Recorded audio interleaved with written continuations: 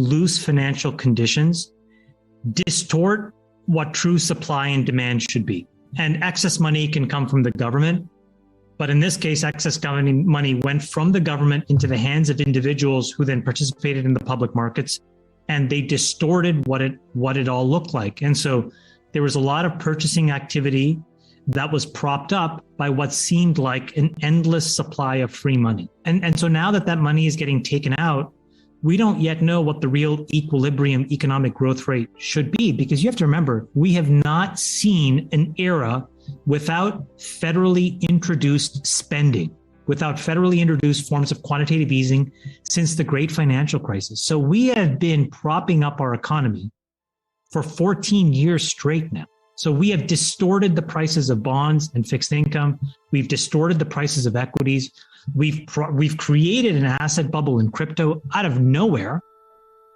And now we have to do the hard work of figuring out what the real supply demand is in the economy. Is it going to take 6 quarters to wash this out, or longer, I guess? No, longer, because what David said is now making the problem even worse. So because Powell was catering to whatever pressure he's been getting, and he must be getting some severe pressure from the White House, those were really dovish comments. But what is the problem when he is dovish? Well, the practical reality is a couple of things. Number one is typically the yields of long-dated bonds go down, okay? That essentially tells everybody else to reprice assets. What does that practically do? It makes the cost of borrowing roughly cheaper, okay? It makes the price of equities, particularly ones that are far out on the risk spectrum. So specifically, let's focus on NASDAQ and crypto, right? Tech stocks, biotech stocks, and crypto stocks go up much more aggressively. So what has Powell effectively done? He has synthetically created a form of easing again, right? Like his job at the Federal Reserve, if you think about the money supply as a pipe, it's to shrink the pipe to close off demand to get things in equilibrium. So even though he's doing this, by the language that he's doing, he's effectively allowing market participants to basically guess that the worst is over and now we're going to start to expand the pipe again. And so they go to the end state. So what he effectively did in one speech is basically put a pin at the end of this year and is telling the markets, I'm mostly going to be done. And if anything, I'm probably going to be cutting in the back half of 23. Go on your merry way. It's now pushing the problem out another 8 quarters. Like, we need to stop this nonsense. He needs to be definitive, and he needs to fundamentally break the back of inflation so that you find out what the true demand is in the economy. We've never in the history of America ever had CPI print above 4.5% or 5% without inflation being brought down by having Fed funds not also be greater than 4.5% or 5%. So at some point, inflation will turn over and we'll print 6 and 7%, but that's still not below 4.5% or 5%. And right now, our target Fed funds rate is between 2.25% and 2.5%. So we could still be only 50% of the way there if inflation remains at 4 to 5%. And this is what I think market participants don't want to hear. They don't want to hear that there has to be a meaningful form of tightening. And politicians don't want to hear that. The White House for sure doesn't want to hear it. The problem is that if Powell caters to too much of that feedback, he's not going to do what he's supposed to do and why he's put in that job. I do think that if all of these geniuses could have actually just taken a simple econ and stats 101 class and explained how year over year measurements work to the American people, I think they're smart enough to understand it. We didn't have to go down this convoluted route. We could have just explained, we put a lot of excess money in the economy. We don't yet know what the full effect of that is. We need to let that wash through. In the meantime, you're going to see some crazy numbers from time to time, and we just have to be patient. The thing that you have to do before you talk about what is happening now, I think it's probably useful to go back, and you have to really start at the end of the great financial crisis. And the reason is there was a bunch of people coming out of the GFC who confused what the US government and some European governments were doing. At the time, there was the risk of a huge financial contagion. And so the US stepped in and the Federal Reserve started to use their balance sheet to buy toxic assets, right? And the ECB did that, and I think Japan did that as well. Anyways, a bunch of banks did it. I mean, a bunch of governments did it.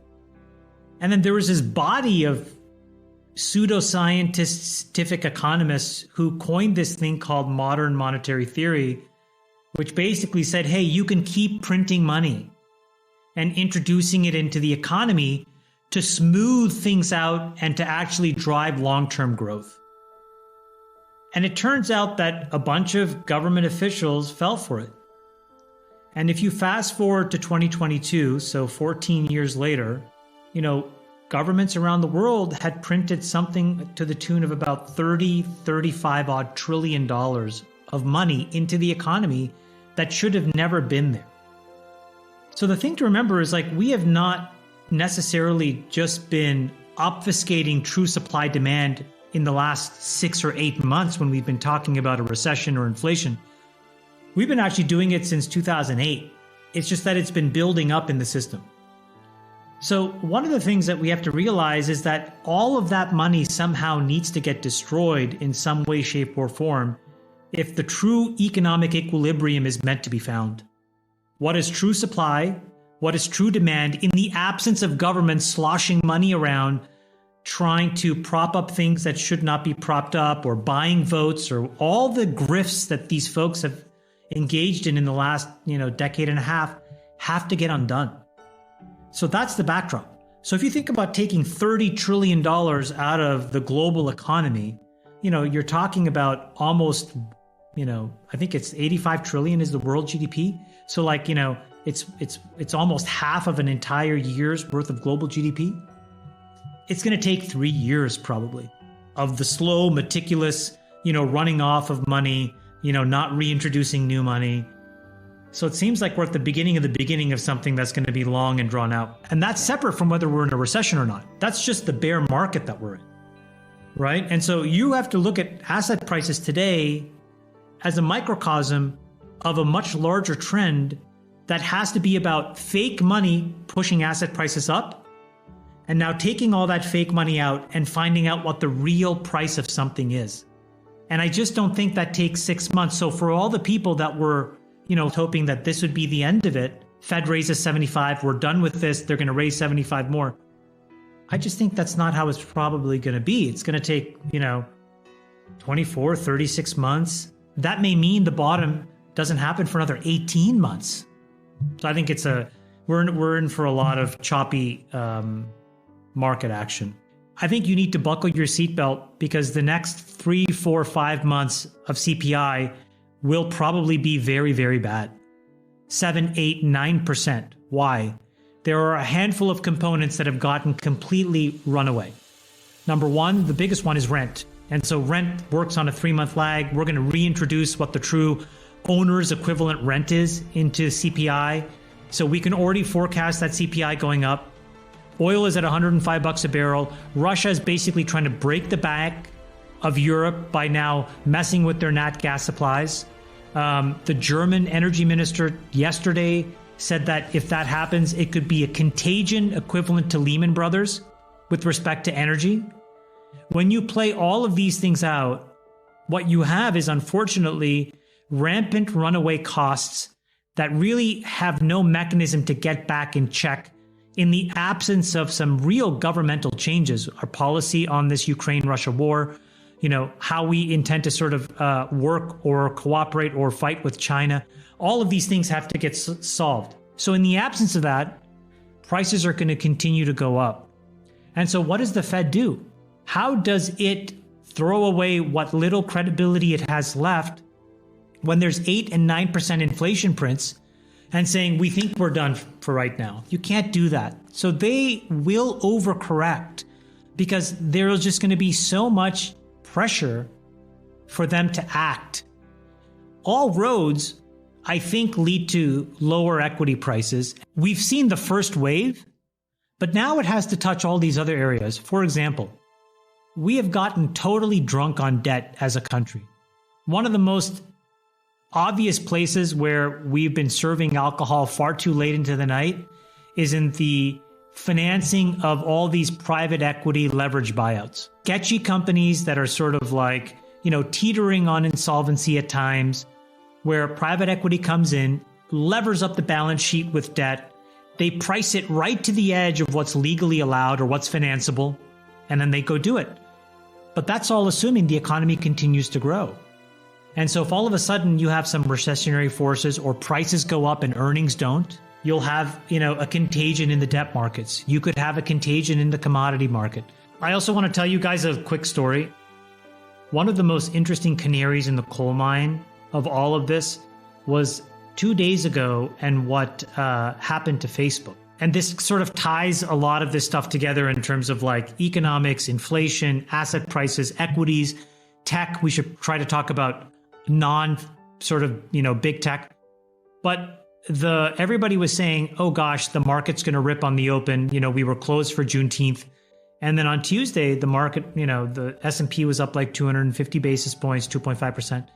And the NASDAQ was also up, call it maybe 300 basis points, roughly. But Facebook was down like 400 points, right? So it's a big spread. And why is that?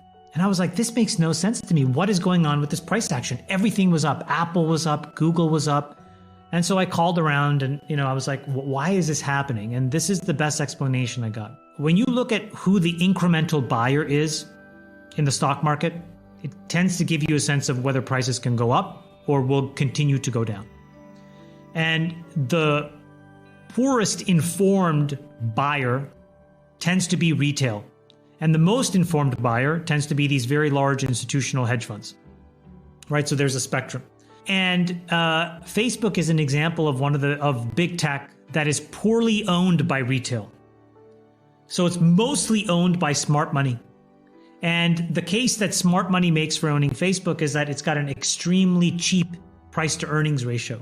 So you must own it. And what they said was that they, looking at the tea leaves of consumer demand, what they actually re-underwrote was that actually it's not that the price to earnings was cheap, it's that the E in PE was just wrong.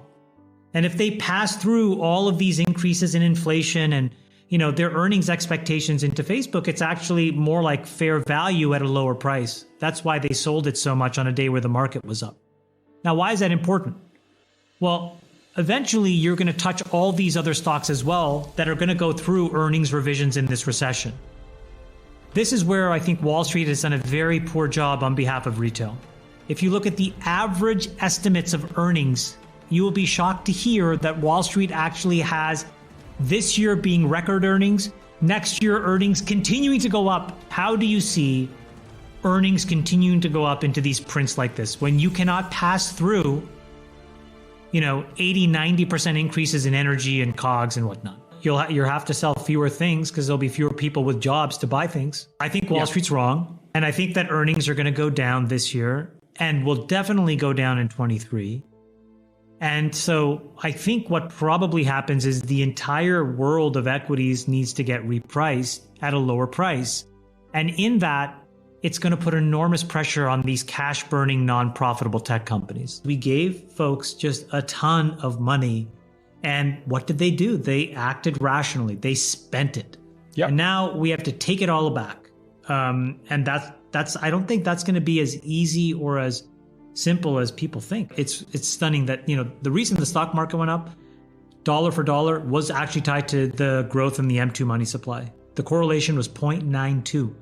So for every dollar that the Fed printed, the stock market went up by 92 cents. So, it stands to reason that if the Fed is going to take $3 to $5 trillion of value out, then we have to re-rate the equity markets by $3 to $5 trillion at a minimum. And then you have to re-rate and re-baseline for earnings. And so that's probably another 20 or 30. Meanwhile, we keep losing our footing to China. Just today, CATL, which is one of the largest battery manufacturers, announced a pretty meaningful improvement in their 3.0 battery design. These guys are now building batteries that can go 1,000 kilometers in both of the major compositions that really matter, NMC and LFP. And I just look at these things and I'm like, wow, we cannot actually get capacity funded to build domestic battery capability. because we're too busy kind of basically virtue signaling on things that don't matter. And in return, nothing happens. China continues to lap us. It's a really bad state of affairs. We are in a very odd period in terms of government effectiveness.